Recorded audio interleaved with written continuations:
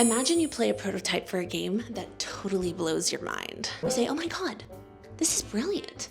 In fact, it's so brilliant, it's kind of crazy that no one's ever thought to do this before. When is the full release? And you do a little digging and you find out the full game is not currently in development because no matter how brilliant it is, no matter how capable the development team is, nobody wants to publish it. This situation is unfortunately very common in the game development business, especially when it relates to games that are about girly topics. Except this time, we can do something about it. Girlies, let me tell you about this amazing prototype I just played called Dressmaker. Dressmaker isn't just an excellent idea that I'm excited about. If the dev team can pull it off, and I believe they have the intelligence and experience to do so, this is the next blockbuster cozy game. Because Dressmaker is about an experience I know so many girlies romanticize and really want to try, and that experience is the exciting pastime of sewing and making your own clothes.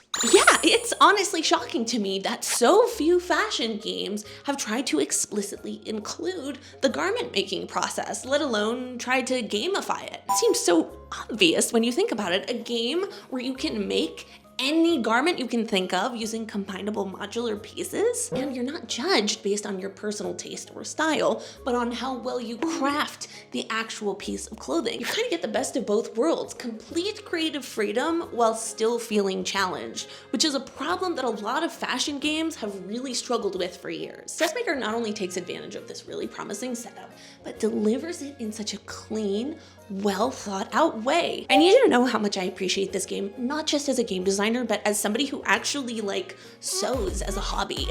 When I say this is good, I'm saying I appreciate it from both of those lenses. Okay, I'll stop yapping. Let's just dive in, let's break it down. The premise of the prototype is simple. Customers will show up at your whimsical Victorian shop and commission a lovely vintage style dress. So you sketch out an idea, buy your fabric, and get crafting. My first favorite interaction of this prototype is laying out your pattern pieces on your chosen fabric. So in real life, a lot of fabric will stretch or bend differently depending on its perpendicular orientation. So when you're tracing and cutting your pattern pieces out in real life, you can't just place them anywhere. You have to orient them along a previously marked grain line. So in the game, you can cut your pattern pieces in any orientation, but if you lay them along the grain, the quality of the final dress will go up. So right away, the player already has an opportunity to make an interesting choice, right? The player has the ability to lay their pattern pieces for quality, which is going to use more fabric and cost more money, or for efficiency, which lowers the quality but costs less money. It feels very puzzle-like and so satisfying to lay your little pattern pieces on the fabric, and it's like a perfect way to gamify this real step in the garment making process.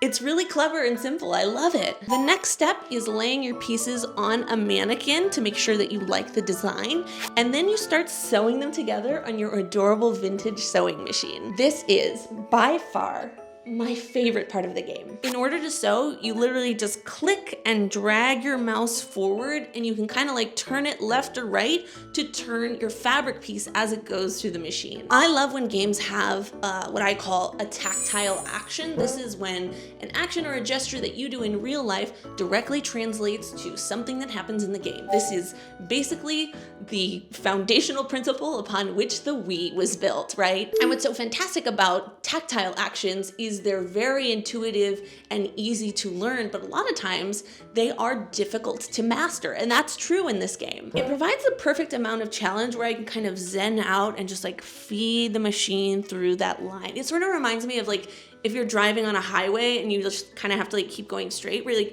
have to focus, but you can also zen out a little bit because you're on that line. This is what cozy games are built on. If you can make some kind of experience where that's your brain state, you've got something. You've absolutely got something. So when your dress is done, you get a quality rating, you sell it, you get a new customer, rinse, repeat. Aside from a couple of narrative flourishes, that's pretty much the whole prototype. But the fact that they were able to make all of that in 3 weeks, yes, you heard me right, they made that in 3 weeks, is astonishing. It's a huge testament to how passionate and capable the development team is. Like, you can tell just in this little prototype that they really care about this and they want to make something cool. I can already imagine so many cool possibilities if this game gets a full release. Personally, I would like to see a little bit of time pressure added just to give it like a little bit of challenge. I really want to have, you know, multiple deadlines and multiple clients and tricky clients who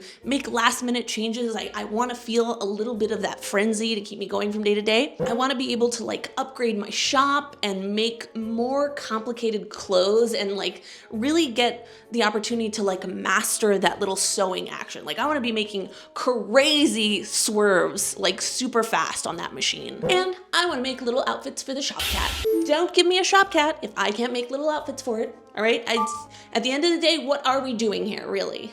But more than anything, I am so sold on this world. I love that vintage, elegant, and dreamy, like, art style that you see in so many historical romance books and movies. If you can already tell, it's a huge influence on me and my personal style and probably so many other women. And again, I haven't said it enough. Batshit crazy that no one has made more games like this. So that's just my 2 cents, but it doesn't really matter what I hope this game will turn out to be, because it won't turn out at all unless we show the publishers and the development team of Free Lives that we care about this and we want them to turn this into a full release. So from what I'm reading on the devlogs, what's happening right now is Free Lives is trying to show this prototype and the positive reception that it's getting to publishers to show that there's something in this and they can get the green light to do like a full release. And to nobody's surprise, even though the demo has like, I think a few hundred downloads at this point and lots of really positive comments, the publishers still do not believe there's a strong enough audience for this.